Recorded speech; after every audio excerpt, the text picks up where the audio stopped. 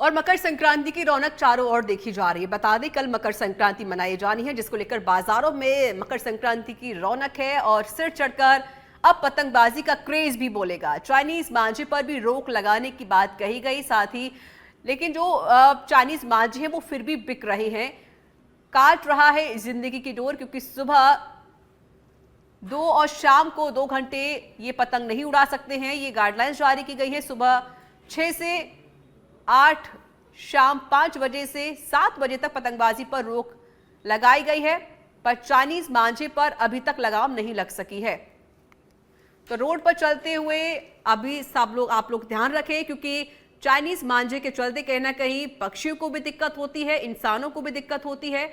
और सच पे धड़क की आप सभी से अपील है, वाहनों की गति को आप प्लीज थोड़ा धीमा रखें, हेलमेट लगाकर चलें, बच्चों को बाइक पर आगे ना बिठाएं, क्योंकि कहीं ना कहीं बच्चे भी मांझे के शिकार हो जाते हैं पतंगबाजी के समय। बिजली के तारों से आप लोग बचकर रहें, चाइनीज मांझे का उपयोग आप लोग नहीं करें।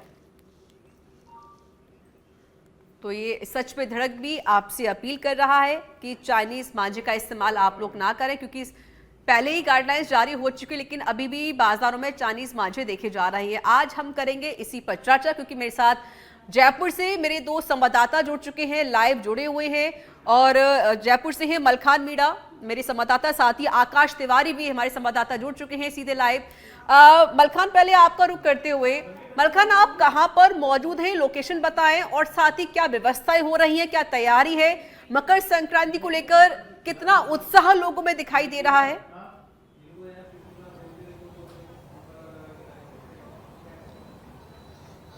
देखिए बिल्कुल ऋचा, कल मकर संक्रांति का पर्व है और बड़े धूमधाम से मनाया जाएगा। हालांकि जयपुर में जिस तरह से देखा जाता है कि मकर संक्रांति पर पतंगबाजी का दौर रहता है, और इस वक्त मैं जयपुर के अल्बर्ट हॉल वाले रोड पर हूं, जहां पर पक्षियों के जिस तरह से पतंगबाजी में जो घायल हो जाते हैं उनके लिए निःशुल्क इलाज की व्यवस्था यहाँ पर की गई है। इस तस्वीरें मैं आपको दिखाने की कोशिश करूंगा कि आप देख सकते हैं कि यहाँ जो HG फाउंडेशन है उसकी तरफ से पूरी व्यवस्था की गई है कि जो पतंगबाजी का दौर होता है उस समय पक्षी घायल हो जाते हैं, क्योंकि चाइनीज मांझा होता है तो उससे कई बार आप देखते हैं कि पक्षी भी घायल हो जाते हैं, साथ ही आमजन भी घायल हो जाता है। तो ऐसे में उसकी व्यवस्था को देखते हुए यहाँ पर HG फाउंडेशन की तरफ से आप देख रहे हैं ये लगातार जो घायल पक्षी हैं उनका इलाज यहाँ किया जा रहा है, और पूरी टीम यहाँ पर मौजूद है। और इस तरह से जयपुर में पूरी तरह से लगभग 3 से 4 सेंटर बनाए गए हैं। और ये देखिए,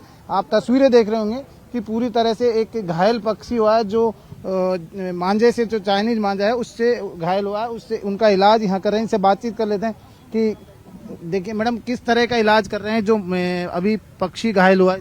सर, इसका अभी आप देख सकते हैं बोन बाहर निकल गई है एंड वो मांझे से पूरा कट चुका है। तो अभी हम इसको जितना अच्छे से हो सकता है बंद करने की कोशिश करेंगे ताकि ये हील हो सके और फिर से उड़ान ले सके। थोड़ा मुश्किल है, but we'll try our best. अभी जिस तरह से अभी लगातार मांझों से घायल होके पक्षी वही आ रहे हैं कि वही आ रहे हैं। एंड देखिए बिल्कुल और भी बात कर लेते हैं। ऋचा, हमारे साथ में HG फाउंडेशन के जो पूरा मैनेजमेंट देख रहे हैं, इनसे बात। सर, पूरी तरह से मकर संक्रांति की किस तरह की तैयारी आप लोगों की? जी, अभी जैसे आप देख सकते हैं ये हमारा OT है, ये एक मेकशिफ्ट OT है। ऐसे 2 OTs और 2 कैंप के सेटअप्स हमने कर रखे हैं, और सन 2004 से हम इसी जगह पे कैंप का सेटअप करते हैं। और कितने भी करीब अभी हमारे पास 700 बर्ड्स का ऑपरेशनल कैपेसिटी है। तो 700 बर्ड्स तक जब तक आते हैं तब तक हम उनको पूरा initially from rescue, ट्रियाज, treatment, rehabilitation और रिलीज तक का पूर्ण ध्यान रख सकते हैं। आपके जैसे घायल पक्षी हो रहे हैं उनको लेकर आने की क्या व्यवस्था है, किस तरह की व्यवस्था आप लोगों ने कर रखी? तो अपने पास अभी करीब 2 4 व्हील एम्बुलेंस है और करीब 10 बाइक एम्बुलेंसेज हैं। तो कहीं पे भी हमारा जो नंबर है 9828500065, वहाँ पर कॉल आती है तो वहाँ पर हमारी टीम जाती है, रेस्क्यू करके लेके आती है। और जैसा कि आपने देखा जब आप पेंटर हो रहे थे तो बाहर का ट्रियाज एरिया है, रेस्क्यू होते ही ट्रियाज में जाता है बर्ड, वहाँ पे उसका तापमान लिया जाता है, उसको एक कोड दिया जाता है। कल तो आप ही कोई बर्ड देंगे तो मेरे पास कोड होना चाहिए, तो कोड लेते ही उसका टेम्परेचर लेते हैं। अगर वो ऑप्टिमम है ऑपरेशन के लिए तो उसको अंदर लाया जाता है, नहीं है तो उसको वो किया जाता है पहले स्टेबलाइज। अगर बात की जाए तो कितने पक्षी अब तक आ चुके हैं सुबह से लगातार जो आ रहे हैं, जो क्या मांझे से ही घायल होके आ रहे हैं? हाँ, जो बिल्कुल आज जो आ रहे हैं वो मांझे से ही घायल हो रहे हैं। और जयपुर वासियों के लिए खुशखबरी यह भी है कि 2 दिन बादल रहे, बरसात रही, तो मैं चाहता हूँ हमेशा रहे, सो दैट कम से कम पक्षी आएँ। और ये एक बड़ी अच्छी घटना है। और आई थिंक ये 15 साल के इतिहास में पहली बार हमने देखा है कि नंबर ऑफ बर्ड्स बहुत कम है। आज का कितना टारगेट रहता है रोज? आज हमारे पास खाली 16 पक्षी आए हैं एल्बर्ट हॉल वाले सेंटर में, मतलब यहाँ जो अपन है, और मालेवा नगर में करीबन 12 पक्षी और आए हैं। उसके अलावा एक मोर भी आया था जिसका विंग एम्प्यूट करना पड़ा। ये थे मैडम, पूरी तरह से देखिए, हम आपको रिचा और भी तस्वीरें दिखाएंगे। ये देखिए, दर्शकों को तस्वीरें दिखाएंगे कि किस तरह से जो मांझे से घायल हुआ है पक्षी, उनका इलाज किया जा रहा है। और पूरी तरह से टीम यहाँ पर मौजूद है, पूरी ओटी, मतलब कुल मिलाकर कहा जाएगा जो पूरा ऑपरेशन थिएटर कहा जाता है वो पूरा यहाँ पर तैनात है। और पूरी तरह से देखिए, एक एक चीज़ को देखा जा रहा है। मांझे से काफ़ी जो, क्योंकि चाइनीज मांझा है और इस चाइनीज मांझे से पूरी तरह से जो पक्षी है वो घायल हो जाता है। बिल्कुल। और देखिए, बहुत अच्छी पहल भी यहाँ पर जरूर की गई है मलखान की, जो पक्षी घायल है उनका इलाज यहाँ पर किया जा रहा है। सीधे रुक करते हैं आकाश तिवारी का, हमारे संवाददाता। आकाश, अभी आप कहाँ पर मौजूद है, लोकेशन बताएं, साथ ही व्यवस्थाएं कैसी की जा रही हैं और बाजारों में रौनक कैसी देखी जा रही है पतंगों को लेकर?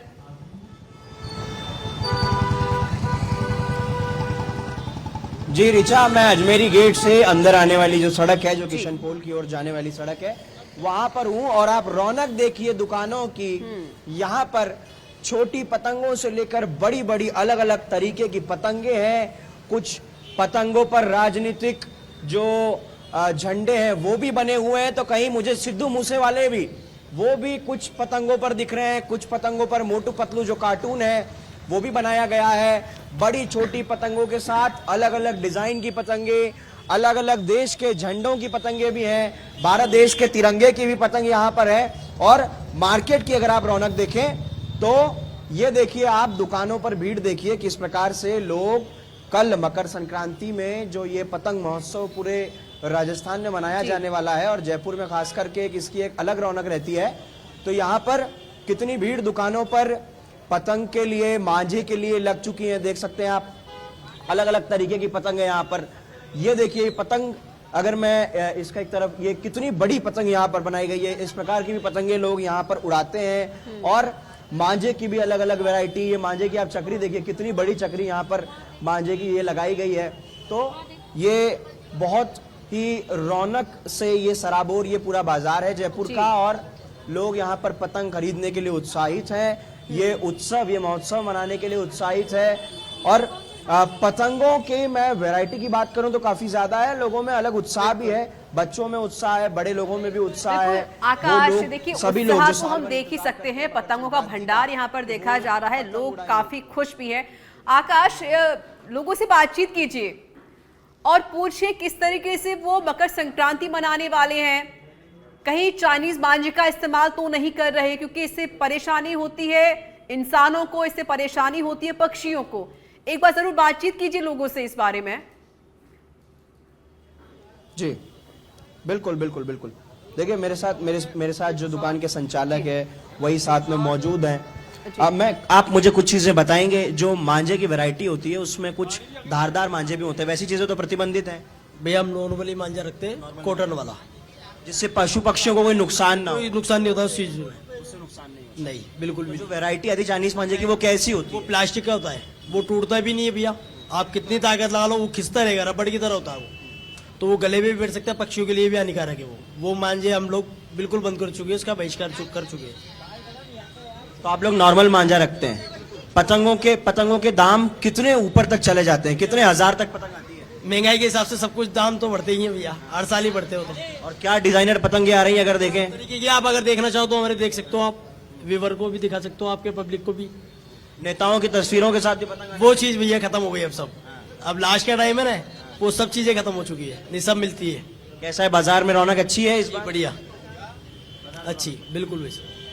बिल्कुल रिचा, बाजार में रौनक है। आपका क्या नाम है? पतंग खरीदने आए हैं? हाँ यस, कैसा लगता है त्योहार मकर संक्रांति? बहुत तगड़ा है, बहुत अच्छा लगा। एक्साइटमेंट रहती है पूरे साल? हाँ बहुत अच्छा लगा। संक्रांति बनानी है, हाँ संक्रांति बनाने की एक्साइटमेंट रहती है। बहुत ज्यादा रहता क्या कुछ चीजों का ध्यान रखते हैं पतंग उड़ाते समय, पशु पक्षियों को कुछ नुकसान ना है। हो? हाँ वो शाम को तो बहुत कम उड़ाते हैं, सुबह ज्यादा उड़ाते हैं क्योंकि सुबह पंछी कम उड़ते हैं।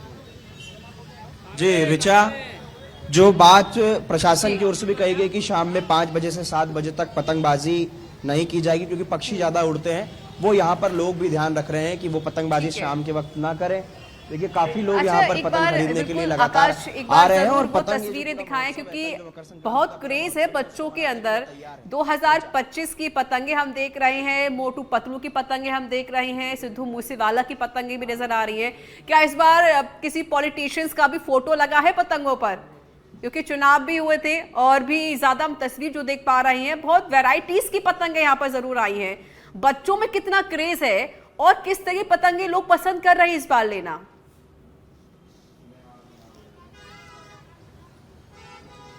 देखिए पतंगों में अगर हम देखें इस तरफ तो सिद्धू मूसेवाला जो पंजाबी सिंगर हैं, सिद्धू मूसेवाला, उनकी तस्वीर की पतंग भी यहाँ पर लगी हुई है और सिद्धू मूसेवाला को बच्चे काफी पसंद करते हैं। देखिए उनकी ये तस्वीर वाली पतंग यहाँ पर लगी हुई है। ऐसे ही कई नेताओं के तस्वीर वाली पतंगे भी हैं, कुछ कार्टून के साथ जो पतंगे हैं वो भी है और अलग अलग देश के झंडों के साथ भी पतंग लगाई गई है। बाजू में देखेंगे आप कनाडा का जो झंडा है उसकी पतंग है, वो सिद्धू मूसेवाला की तस्वीर के साथ पतंग है।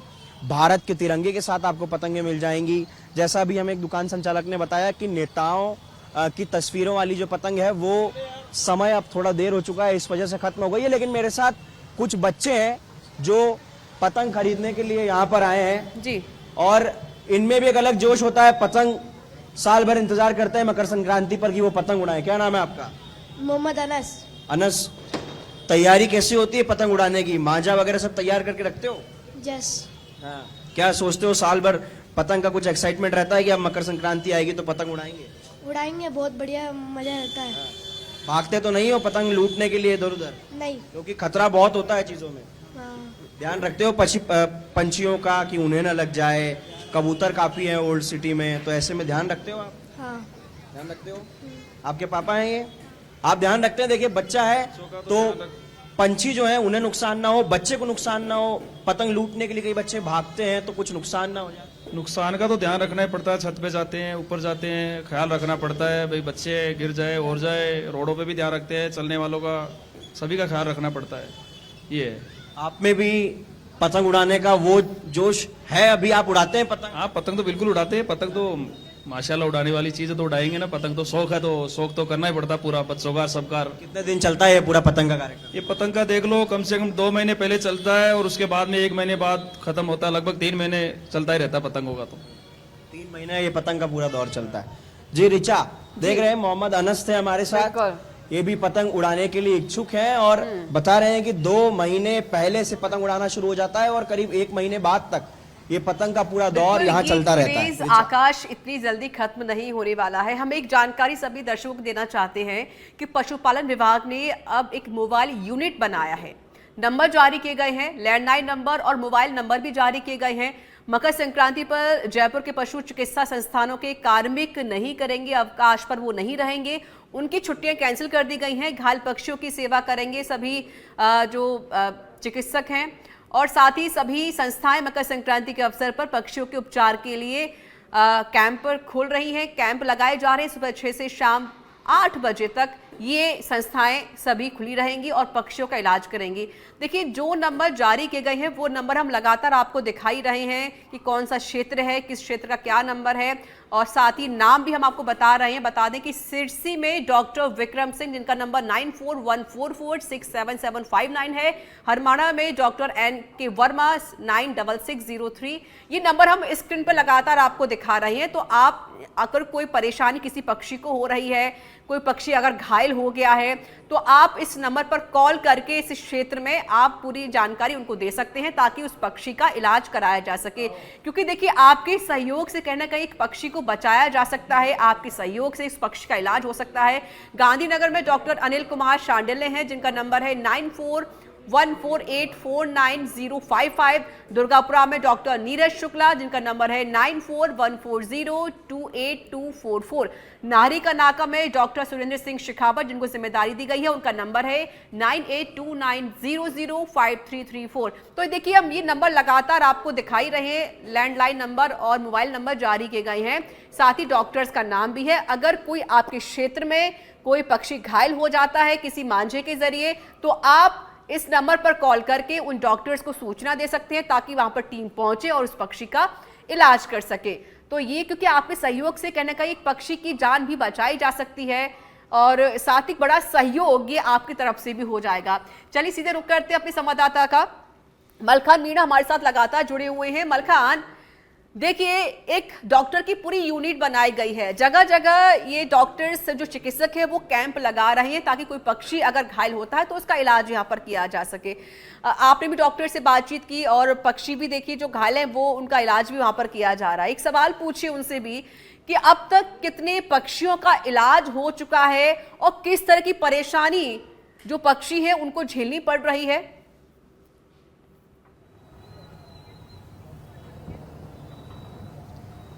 देखिए बिल्कुल ऋचा, जिस तरह से मकर संक्रांति के पर्व को देखते हुए जो HD फाउंडेशन है उनकी तरफ से पूरी तरह से जयपुर में पक्षियों का निःशुल्क इलाज किया जा रहा है। और ये एक बार तस्वीरें दिखाएंगे कि देखिए पूरी तरह से यहाँ यानी कि कुल मिलाकर कहा जाए कि एक मिनी हॉस्पिटल खोल रखा है। हर मशीन यहाँ पर है, जिस तरह से बड़े हॉस्पिटलों में होती है वही यहाँ पर है। चाहे ऑपरेशन करना पड़े पक्षी का, चाहे उसका किसी भी तरह से ओटी, जिसे कहा जाए छोटी ओटी, वो पूरी तरह से यहाँ पर बना रखी है। आप देख सकते हैं कि पूरी जो मशीन है वो यहाँ आपको नजर आ रही होंगी और पूरा जो स्टाफ है वो यहाँ पर है और पूरी तरह से अपने काम में लगातार लगा हुआ है। सुबह से जो भी घायल पक्षी आ रहे हैं उनका इलाज जारी है। और देख सकते हैं तस्वीरें हम आपको दिखा रहे हैं, एक एक तस्वीरें वो दिखा रहे हैं जहाँ पर जो चाइनीज मांझा है उससे जो घायल पक्षी हुए हैं उनका इलाज किया जा रहा है और जो ज़्यादा ही है उनका ऑपरेशन किया जाता है। यानी कि कुल मिलाकर पूरी जो ओटी है वो यहाँ पर नजर आ रही है। डॉक्टर साहब भी इनसे बातचीत कर लेते हैं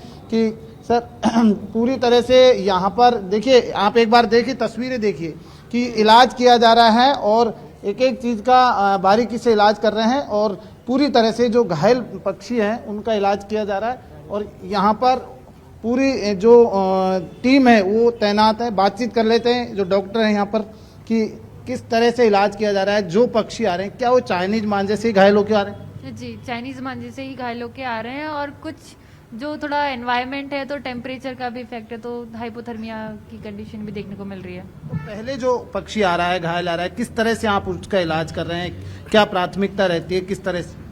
पहले उसे ट्रायल्स में ले जाया जाता है, फिर वहाँ पे उसका एक स्पेसिफिक नंबर दिया जाता है और उसका टेम्परेचर लिया जाता है। टेम्परेचर अगर नॉर्मल रहता है तो सर्जरी के लिए प्रेफर करते हैं अगर उसमें इंजरी रहती है तो, और नहीं है तो उसको पहले टेम्परेचर नॉर्मल करने के बाद उसको सर्जरी के लिए प्रेफर किया जाता है। उसके बाद में जैसे इलाज किया जाता है उसके बाद में उसे किस तरह से, जिस तरह से एक पेशेंट को बेड पर रेस्ट के लिए भेजा जाता है उस तरह से किस तरह का ट्रीटमेंट रहता है एक पक्षी? सर्जरी होने के बाद जो भी मेडिकेशन है वो दी जाती है और मेडिकेशन के बाद उसे रेस्ट के लिए रखा जाता है तब जब तक कि वो रिकवर नहीं हो जाता है तब तक उसे रखा जाता है। अगर वो रिकवर होने के बाद उड़ने के लायक हो जाता है तो उसे फिर रिलीज कर देते हैं। कई बार ये देखा जाता है कि चाइनीज मांझे से पक्षी है उसके कई बार पंख कट जाते हैं, तो ऐसे में जो पंख अलग हो जाता है उनका भी क्या ऑपरेट किया जाता है? हाँ, उसका अलग होने के बाद एम्पुटेशन कर दिया जाता है उसका, फिर उन्हें जो शेल्टर है वहां पे रखा जाता है। देखिए बिल्कुल ऋचा, पूरी तरह से अगर देखा जाए इस ओटी में यानी कि कुल मिलाकर पूरा जो इलाज है वो यहाँ पर नजर आ रहा है और आप तस्वीरें भी देख रहे हैं कि पूरी तरह से जो टीम है इनसे ये भी पूछे क्योंकि देखिए वहां पर भी डिस्टर्ब करना सही भी नहीं है क्योंकि अभी पक्षी का इलाज चल रहा है। मलखान, एक सवाल ये भी पूछे कि अब तक कितने पक्षी आ चुके हैं और ये कैंप कब तक चलेगा? ऐसा तो नहीं कि सिर्फ कैंप आज चल रहा है कल चल रहा है, क्योंकि पतंगे 2-3 महीने तक उड़ाई जाएंगी, लोग त्योहार मनाते हैं, तो कब तक ये कैंप चलने वाला है?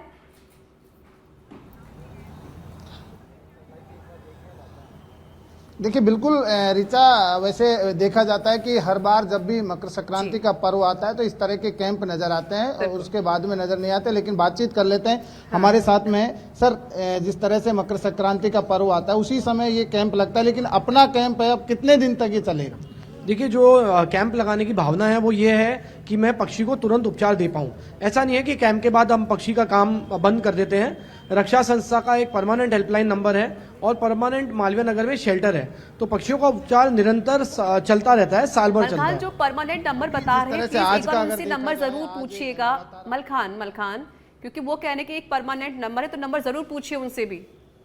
दो सेटअप्स हैं अपने जहाँ पे हम लोग पक्षियों का उपचार कर रहे हैं। इसके अलावा और भी हमारे करीब 12 कैंप्स हैं जिनको हम लोग इनडायरेक्टली सपोर्ट कर रहे हैं, या मेडिसिन में या वेटनरी सपोर्ट दे रहे हैं। तो वो उनके पास जो भी बर्ड आएंगे वो लोग फर्स्ट एज करके हम लोग यहाँ पे शिफ्ट कर देंगे, क्योंकि शेल्टर पे उनको अत्याधुनिक इलाज मिल पाएगा। कई बार ये देखा जाता है कि पक्षी तो घायल होता है, लेकिन कई बार डॉग भी घायल हो जाते हैं, कई बार अन्य पशु भी घायल हो जाते हैं। तो ऐसे में उनके लिए अगर कई बार आमजन लेकर आता है तो उनका भी इलाज होता है।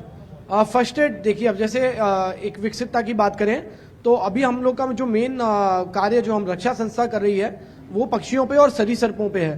तो उसका कोई भी अगर कॉल आता है, कोई भी घायल आता है, तो हम लोग कोशिश करते हैं उसको पूरा का पूरा इलाज दे पाएं। इसके अलावा कोई अन्यथा जानवर आता है तो हमारा कोशिश रहता है अगर हम नहीं कर सकते तो उसको दूसरी संस्था जो ये काम करती है जिसमें वो प्रबल है उसको फॉरवर्ड कर देते हैं।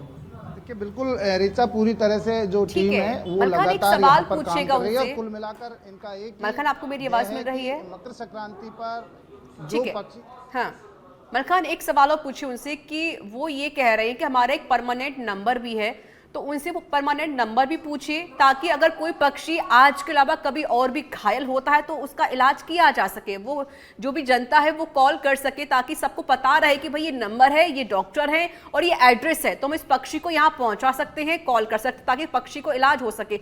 एक बार वो नंबर जरूर पूछे, साथ ही एड्रेस पूछेगा। मलखान,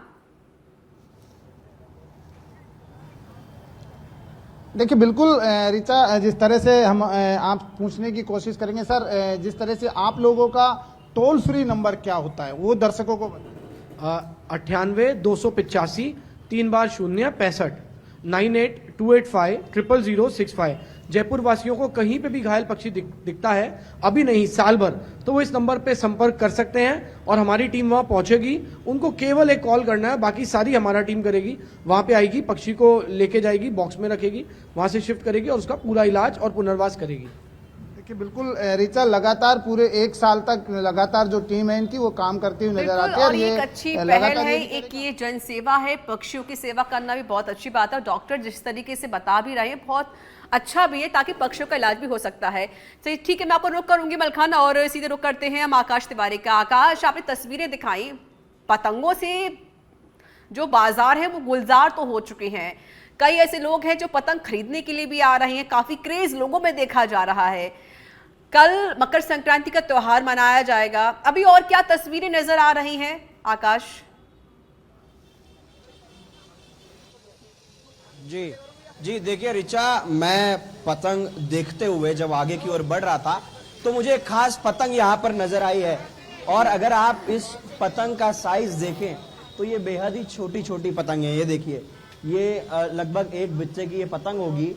और इसके बारे में मैं जानकारी लेने की कोशिश, जो ये दुकान जो संचालक हैं, मैं उनसे ही जानकारी लेने की कोशिश करूंगा कि जो इतनी छोटी ये पतंग है, ये छोटी पतंग किस लिए, आप बताएंगे इतनी छोटी पतंग किस लिए? ये भगवान की है, उनके लिए लेके जाते हैं सब। लड्डू गोपाल के लिए अपन ये पतंगों की बिक्री भी अच्छी होती है। हाँ, नहीं खूब चलती है बच्चों की भी। ये लड्डू गोपाल के लिए सब साइज की है। लड्डू गोपाल की एक ही है, इसमें है एक ही है लड्डू गोपाल की, सभी है। जब अपन उड़ाएंगे तो लड्डू गोपाल को तो उड़ाना जरूरी है ना, उनकी वजह से तो हो रही है। जी ऋचा, एक ये खास बात हमने अभी देखा कि लड्डू गोपाल के लिए भी पतंग। देखिए, गोविंद देव जी का मंदिर यहाँ पुराने शहर में ही है और गोविंद देव जी का मंदिर बड़ा ही प्रचलित ये मंदिर है और सभी लोग वहां पूजा करने जाते हैं लड्डू गोपाल जी, कृष्ण भगवान की। ये अद्भुत पतंग भी आपने दिखाई। देखिए, इंसान तो पतंग उड़ाएंगे, साथ ही लड्डू गोपाल के लिए भी पतंग तैयार की गई है। बहुत बहुत शुक्रिया मलखान मीणा और साथ ही आकाश तिवारी, आप दोनों का बहुत बहुत शुक्रिया पूरी जानकारी देने के लिए। तो मकर संक्रांति कल मनाई जानी है, जिसको लेकर तैयारियां पूरी कर ली गई हैं। हालांकि लोगों से भी अपील की जा रही है और सच पे धड़क भी आपसे यही अपील कर रहा है कि अगर आप पतंग उड़ा रहे हैं थोड़ी सी सावधानी से उड़ाएं, पक्षियों को कोई परेशानी ना हो, साथ ही इंसानों को कोई परेशानी ना हो। चाइनीज मांझे का आप जरा भी इस्तेमाल ना करें, क्योंकि ये जो त्यौहार है एक सौहार्दपूर्ण त्यौहार होता है और इसमें एक खुशी का ये त्यौहार होता है, लेकिन कोई परेशान हो ये नहीं होना चाहिए। और आप सभी से हम फिर से अपील कर रहे हैं कि आप लोग प्लीज़ चाइनीज मांझे का इस्तेमाल ना करें। जो गाइडलाइंस दी जा रही हैं आप लोग उसका ज़रूर पालन करें।